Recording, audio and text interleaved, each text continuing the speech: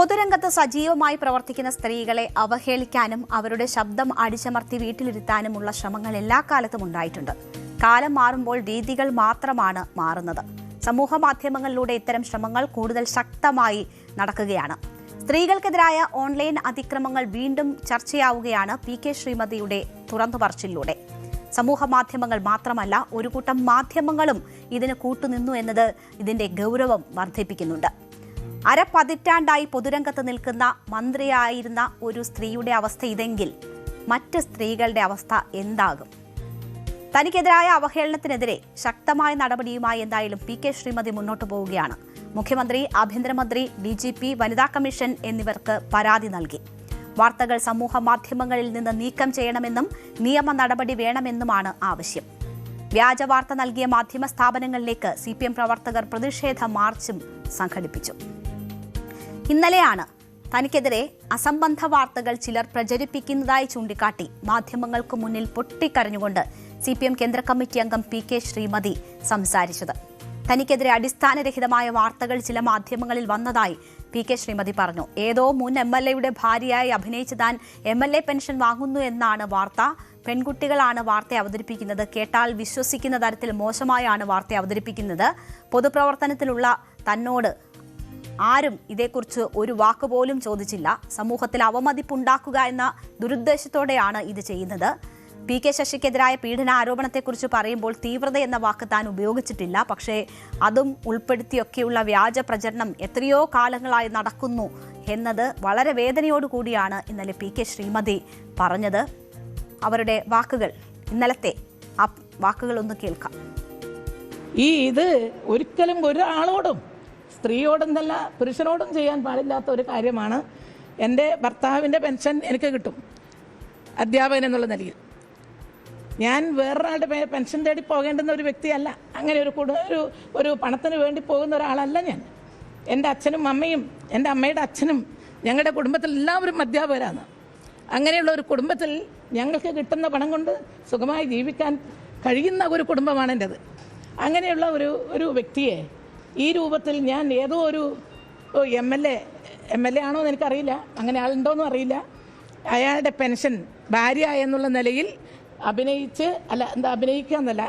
ഭാര്യ എന്നുള്ള നിലയിൽ നാട്യം നടിച്ച് എന്നിട്ട് പെൻഷൻ വാങ്ങുന്നു. ഇതാണ് അതിൽ വിവരാവകാശ രേഖ കിട്ടിയതാണെന്നാണ് അവർ പറയുന്നത്. എന്ത് വിവരാവകാശ രേഖയായാലും അതിലെല്ലാം എൻ്റെ പടം കൊടുത്തിട്ട് മുൻ ആരോഗ്യമന്ത്രി PK ശ്രീമതി, മുൻ ആരോഗ്യമന്ത്രി PK ശ്രീമതി, മുൻ ആരോഗ്യമന്ത്രി PK ശ്രീമതി, ഇങ്ങനെ പടം പലതവണ പല രീതിയിൽ കൊടുത്തുകൊണ്ട് എൻ്റെ പടം കൊടുത്തുകൊണ്ടാണ് ഇത് പറയുന്നത്. അല്ലാണ്ട് വെറുതെ ഒരു വാക്കല്ല. അങ്ങനെയാണെങ്കിൽ പറയായിരുന്നു. അതുകൊണ്ട് ഞാനിപ്പോൾ DGP-ക്കും അതുപോലെ ആഭ്യന്തരമന്ത്രിക്കും നിയമസഭ നമ്മുടെ ബഹുമാനപ്പെട്ട സ്പീക്കർക്കും ബഹുമാനപ്പെട്ട മുഖ്യമന്ത്രിക്കും എല്ലാവർക്കും അതെ ഒരു പരാതി കൊടുക്കാൻ തീരുമാനിച്ചിരിക്കുകയാണ്.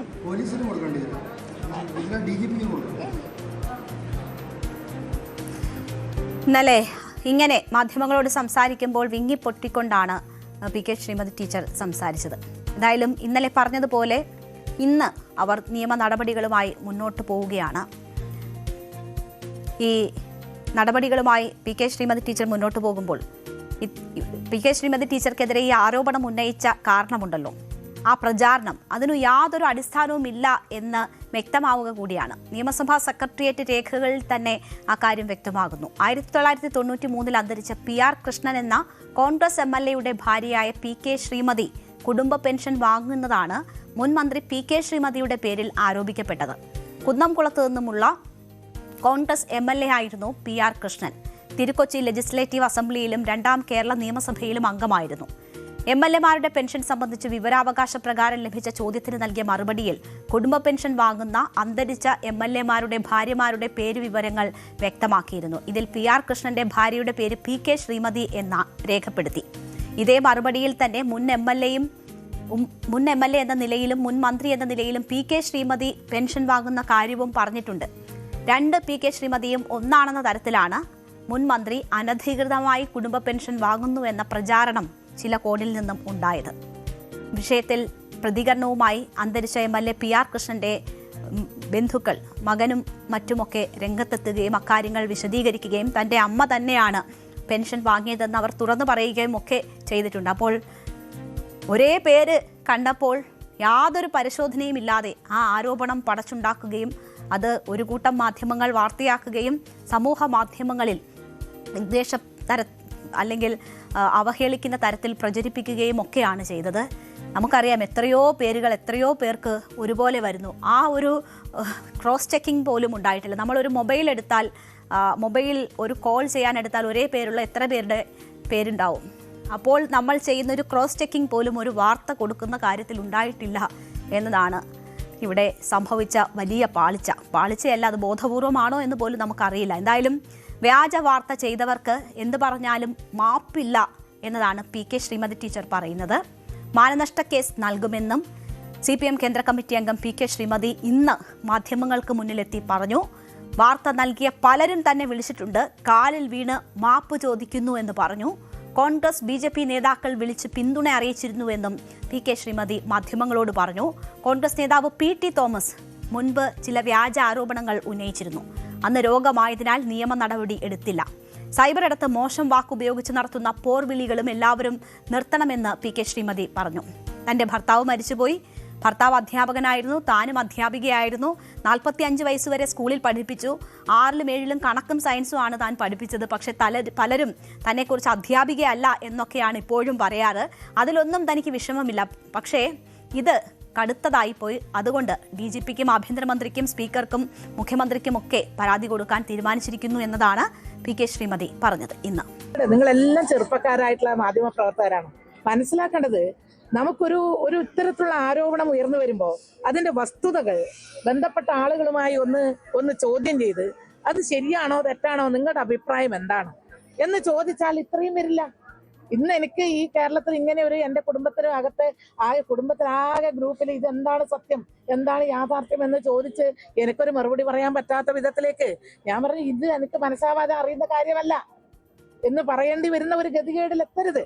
ഒരു കുടുംബത്തിലും നമുക്ക് അങ്ങനെ ഒരു ബുദ്ധിമുട്ടുണ്ടാക്കരുത്. ഇത് ഇച്ച കാര്യം വേണ്ടു.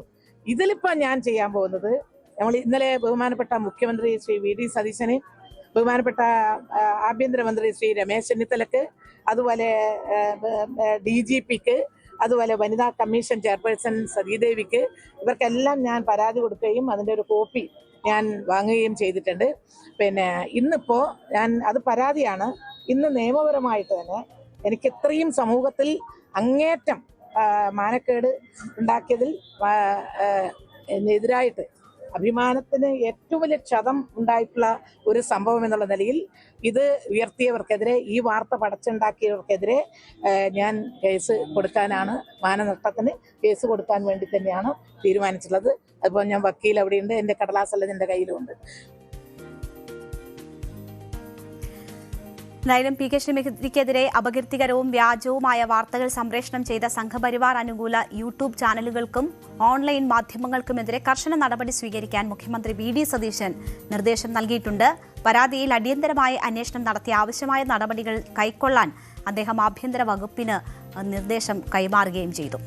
എന്തായാലും ഈ വിഷയവുമായി ബന്ധപ്പെട്ട് കർശന നടപടി ഉണ്ടാകണം, അതൊരു മാതൃകയുമാകണം. ഒപ്പം അരനൂറ്റാണ്ട് കാലം പൊതുപ്രവർത്തന രംഗത്ത് നിന്ന മന്ത്രിയായ MLA ആയ ഒരു സ്ത്രീക്കാണ് ഇപ്പോഴും ഈ സാഹചര്യം ഉണ്ടാകുന്നത്. പക്ഷേ അതിൽ നിയമ പോരാട്ടത്തിനാണ് എന്തായാലും PK ശ്രീമതി ടീച്ചർ തയ്യാറെടുക്കുന്നത്. അതൊരു മാതൃകയാണ്. നേരത്തെ ചാനൽ ചർച്ചയിൽ അപകീർത്തികരമായ പരാമർശം നടത്തിയ BJP നേതാവ് B. ഗോപാലകൃഷ്ണനെ കൊണ്ട് മാപ്പ് പറയിപ്പിച്ചിട്ടുണ്ട് ടീച്ചർ. അപ്പോൾ മാപ്പ് പറയാൻ എല്ലാവരും തയ്യാറെടുക്കൂ.